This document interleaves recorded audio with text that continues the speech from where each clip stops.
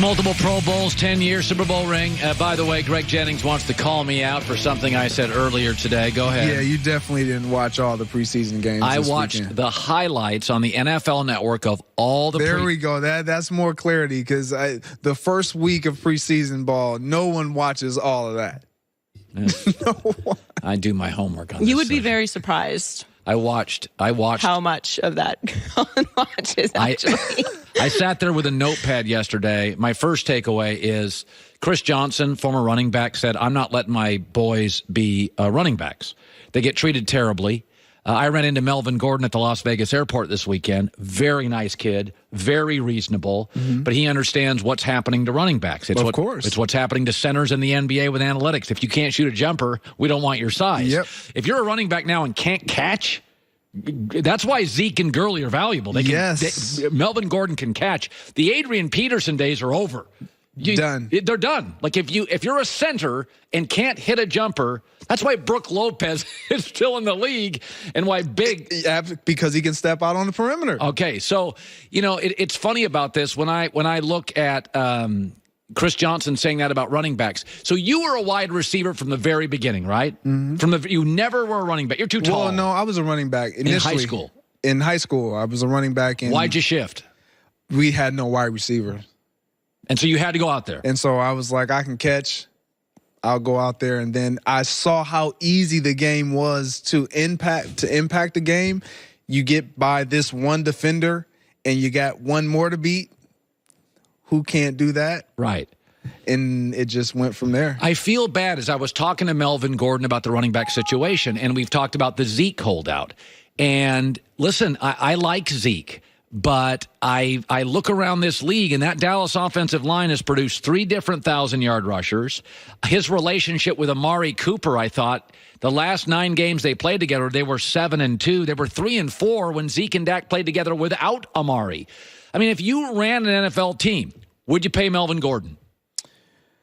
I would pay Melvin Gordon, but I wouldn't. I would hesitate because that's a position that you could win by committee. Mostly New England, Philadelphia, the Colts. I mean, you look at Aaron Rodgers in the Green Bay Packers. When's the last time we called out a running back? Well, New England, Philadelphia. Like it just doesn't. It's like you don't technically need that guy in the backfield to win. Like, don't get me wrong. They're valuable when you get the right one that can be versatile. But you still better be very aware of exactly what you're paying. Yes. You have to be mindful of that because the shelf life, it's just been proven. They don't have longevity. Ask yourself this. If Zeke couldn't catch, you'd let him go today. The 2-year demand, you'd let him go today. So even Zeke, as a great running back, the component that makes him worth the big money is his ability to move outside and Dak can deliver the ball to him. I mean, that to me, Adrian Peterson's over. Absolutely. That's a dinosaur. Absolutely. When you look at running backs in today's game, if they're not a first, second, and third down option, what are we paying them for? Alvin Kamara. The reason why he is so special and he will get paid is because you can split him out and line him up as a hybrid receiver if you want to, and he can be just as impactful, and you have to cover him with a linebacker because if you put him in the backfield, you don't want an extra defensive back on the field. You want a linebacker that can run support. So you're in a bind if you're the defense. So guys like that, they become invaluable, but they still have a certain shelf life. Yeah. So whenever I bring you on the show, I'm careful not to bring you on just to talk about Aaron Rodgers because, A, I don't want to put you in that position, and B, it would get tiresome. But it was interesting that Aaron came out this weekend. John Kuhn was a former fullback. He went on his podcast. We have the bite where he said basically the media is fake. It's a slow news cycle. They're just making stuff up. Here's the bite by Aaron Rodgers. It's fake news, John. That's the media cycle these days. Unfortunately, the media, other than obviously yourself, there's a lack of integrity, I think. There's a rush to put up headlines that are clickbait. And when you're in a really low news cycle, like in June and July, when there's not much football going on, that's the kind of stuff that comes out. We don't need to spend any time talking about it because it's complete ridiculousness. Okay, my pushback is, what do you mean you didn't spend time talking about it? You came out and told us about the audible system. We didn't know. You came out and called the joint practices stupid. We didn't know.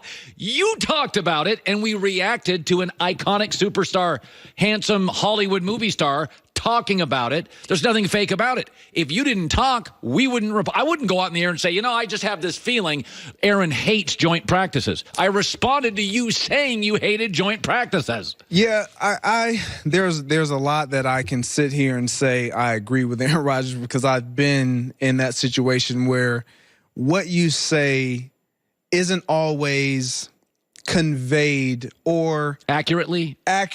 It's like I can sit here and do this interview and somebody will subtitle it Greg Jennings talking or down talking Aaron Rodgers again, just because I don't agree with everything they said. Right. That's not at all what I'm talking about right now, or only what I'm talking about. But that's the way media is, just to get clicks, to draw interest, to have people view whatever it is they're writing or displaying. This is why you should read the article, not the headline. Increasingly, people just read the headline and don't read the article.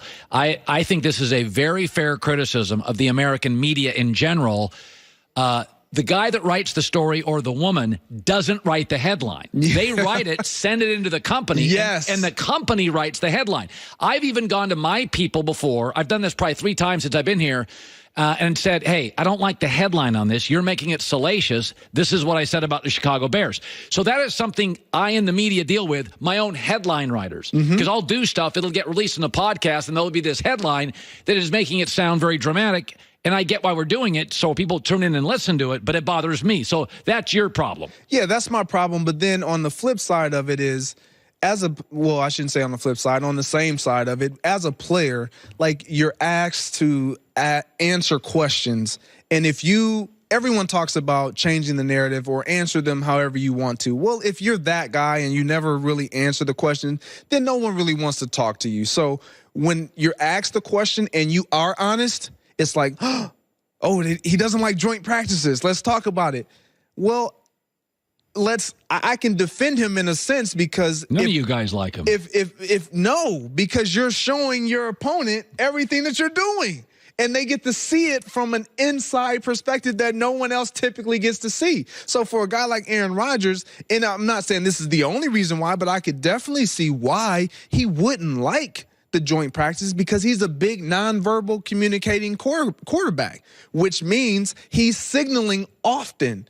And so the more you're signaling, the more opportunity it is for your opponent now to get a beat on, oh, that signal is for this. Or now they see what routes go with what signals, and then you're constantly trying to evolve your signaling throughout the season, because you feel like it's out there, or somebody has a jump on it or a beat on it. So I can see why a quarterback of his magnitude that is more or heavy in nonverbal communication with his perimeter guys wouldn't like joint practices. By the way, did you ever go into a season, talking about Dak and Zeke and Amari Cooper, did you ever go into the season where you were thinking about your contract, or did you have it wrapped up every time? No, I definitely went into a few seasons thinking about the contract, and when asked in the media, Greg, what do you think about it'll take care of itself. Are you concerned about? No, it'll be fine. In the back of your mind, you're like, man, I just really wanted to get done. Every waking moment, not every waking moment, but a lot of your moments are spent thinking about, is it going to get done? Are they talking? Where are we? How close are we? Would you play differently? Would you not run certain routes? Not at all. Not at all.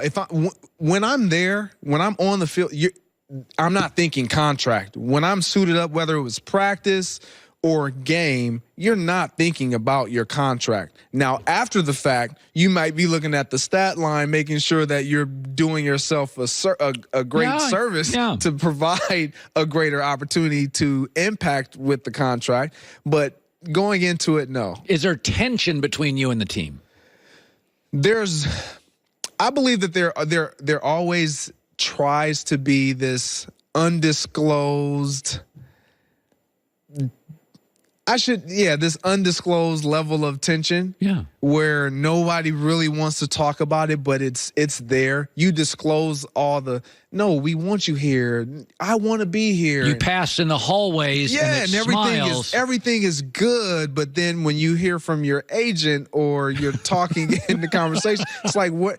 Well, you're not what you're showing me is not what you're showing me. I get it. This is where I side with players. This whole thing is, I can do this for 20 more years, right? Yeah. Or seemingly. If I had a 12-year shelf life, got to maximize it. And I played football, and by the way, I would want. Listen, this is where I side with football players. I'm a wide receiver. I've seen teammates go down in camp. I haven't gotten the big contract. I get it. I get why you guys go diva a little bit. I get it. I still like you. Here we go. All right. Colin right, Colin wrong. It's a Monday, hour 2. It starts our afternoon. And it's great seeing Greg Jennings. So we're loaded today. Colin right, Colin wrong. Coming up next.